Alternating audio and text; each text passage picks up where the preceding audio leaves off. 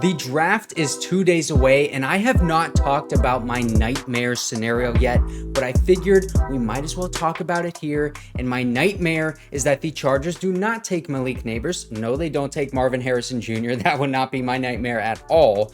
And they don't trade down, but what they do is they pick at 5 and they take an offensive lineman, and it would probably be Joe Alt. And this might sound crazy, but I actually really like Joe Alt as a player and a prospect. I think he's going to be like a franchise left tackle in the NFL for the next decade. So it sounds crazy that would be my worst nightmare for the Chargers at 5th overall. But let me explain why I feel this way, and I'm sure a lot of you guys feel the same way that I do right now. But also, I am going to be streaming tomorrow night, and I'm going to be doing a stream with Garrett Sisti of the Lightning Round podcast, doing a fan-picked mock draft. You guys definitely won't pick Joe Alt at 5, right? So hopefully we're going to have a good mock draft tomorrow night. Maybe you guys want to trade down. I don't know. We'll see what you pick.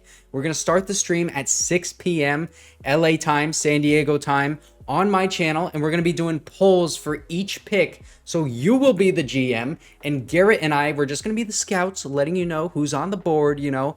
This is going to be really fun, I think. It's going to be like the official Chargers fan mock draft the night before the draft, and then I'll also be live on draft day on my channel on YouTube, and then day 2 I'm going to be live on Bleacher Report, so make sure to tune in over there if you want.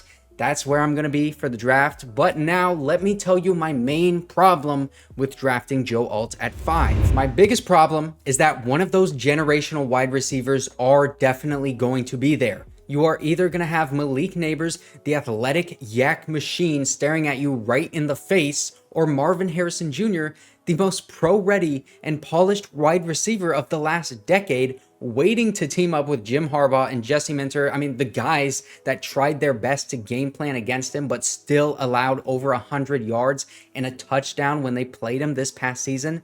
Both of those wide receivers were guys that a defense formulates a game plan to try and stop, but they know they're not going to stop them, so their best chance is to attempt to minimize their impact on the game. That is why Marvin Harrison Jr. was the most doubled wide receiver in college football last year, and it wasn't really even close. And that is why Malik Nabers was moving around in the slot and out wide and in motion a lot at LSU, because they wanted to get him on a clean release so that he can use his athleticism to win routes and beat defenders after the catch.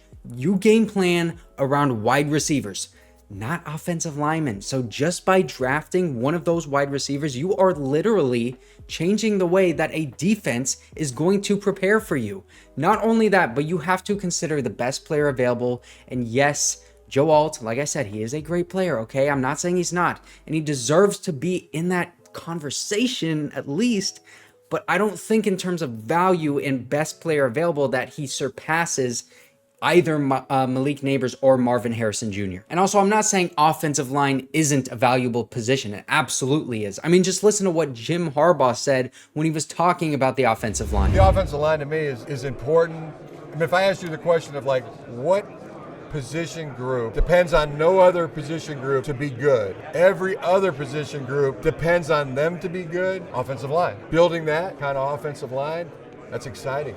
Yeah, can't wait to do that. So our head coach views it as the most important position, which I do think there's a legitimate argument to make there. But when you go by positional spending, wide receiver, it's a tad higher than tackles when it comes to the best players at those positions being paid at the highest level. So that means salary cap wise and roster management wise, wide receiver, it is slightly more valuable of a position to take higher in the draft.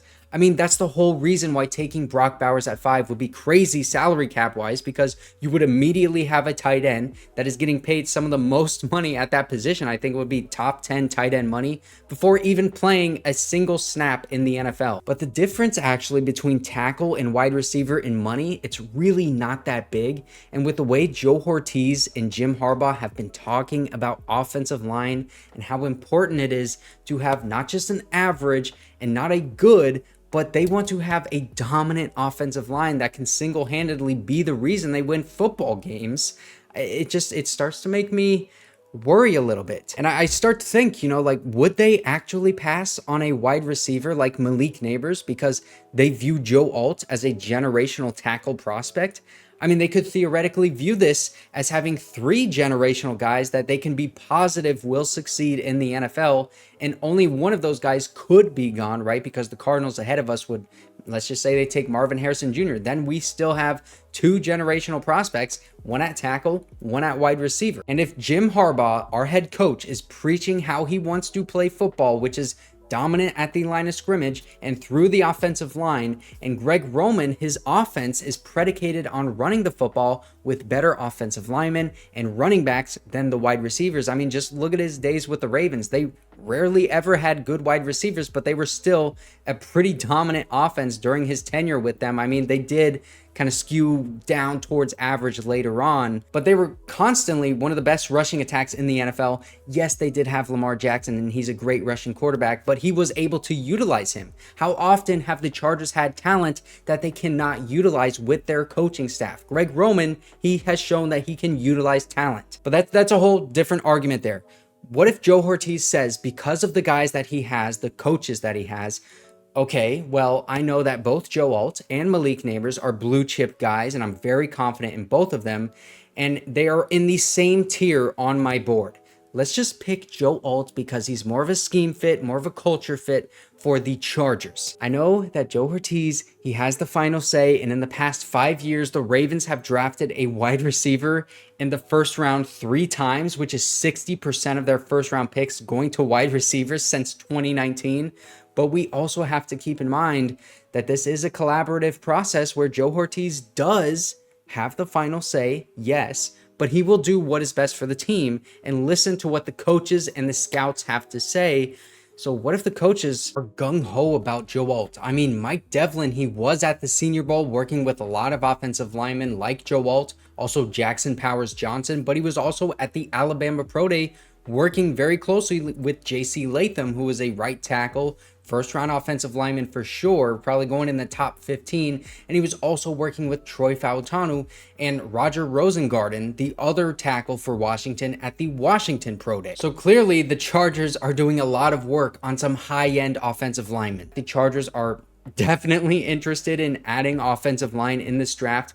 We just don't know where, and I don't really think they know either, and that's why they're sending their offensive line coach to work with a ton of prospects, because they want to be prepared at every pick. If they have an offensive lineman that they like there, they're probably going to take him. And one of the reasons that I say that is because of what Joe Hortiz said just a couple years ago. I don't think you can ever have enough offensive linemen. Always keep that unit strong, and you're going to have a chance to have a good running game and a good passing game and everything. Right. With a shaky offensive line, you're not going to do much of anything. There have been a bunch of mock drafts that have the Chargers taking Joe Alt because they think Jim Harbaugh is making the pick, but that's not the case. We all know that as Chargers fans because we've been paying attention. But I mean, like Bucky Brooks even said he would bet his paycheck that Jim Harbaugh will not pick a wide receiver in the first round, and it's going to be somebody at the line of scrimmage. To me, I would almost put my entire paycheck that first pick will not be a pass catcher. It's going to be someone that is at the line of scrimmage. Right. And even Adam Schefter said it's tough for him to imagine the Chargers go wide receiver early and they don't address the offensive line. They traded Keenan Allen and they released Mike Williams, and yes, they have a need at wide receiver.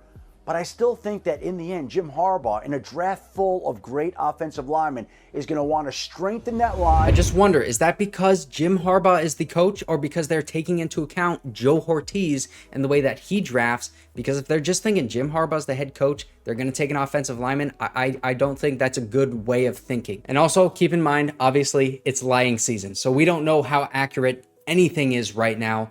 Here are my full thoughts on this, okay? If the Chargers do take Joe Alt, I wouldn't be mad. I wouldn't be really shocked either. I would just kind of simply be, I don't know, unenthused about it. And I think it wouldn't be a bad pick. You would have to move him out to right tackle, or maybe, I don't know, they get crazy and move Rashawn Slater to guard, and then they have Trey Pipkins at right tackle with Joe Alt at left tackle, and then I guess, what would Rashawn Slater be, like the right guard or something? I don't know. I wouldn't like that, but they could move Slater to right tackle as well, which I don't know. Again, I don't like that either. I don't like the idea of moving your franchise left tackle around just because you're drafting another one. I mean, Joe Alt, he's a former tight end. He's only played left tackle for 4 years, and he's graded as an elite left tackle by PFF in 2 out of his 3 years at Notre Dame. So I think he can play right tackle for sure. I think that is what you do if you draft him. And then you still need interior help, though, on this offensive line. I would be much happier if we are, really taking offensive linemen early. You just do a trade down. You take Talize Fuanga or you take Troy Fautanu, and then you can put them at right guard, until you know what your future is at right tackle with Trey Pipkins, and then you can reassess at the end of the season. But the fact that my nightmare scenario is that we would be picking a generational left tackle prospect, it just goes to show that we're sitting very pretty right now. And I don't think there's a way that they can just flat out mess up this pick. Even though this would cost some movement on our offensive line, we would not be taking, my favorite player and our favorite player. I know we all want Malik Nabers. We would still be creating competition on that offensive line, and we would be getting better without a doubt in my mind. And also protecting our best asset in Justin Herbert. So yes, that is my nightmare scenario. I'm sure that's probably your nightmare scenario too, but hopefully I cooled you down a bit in case this does happen. I wouldn't be mad. You shouldn't be mad either. But if you did not see my video yesterday, here's what I actually expect them to do. I don't think it's going to be Joe Alt, but it might. I don't know.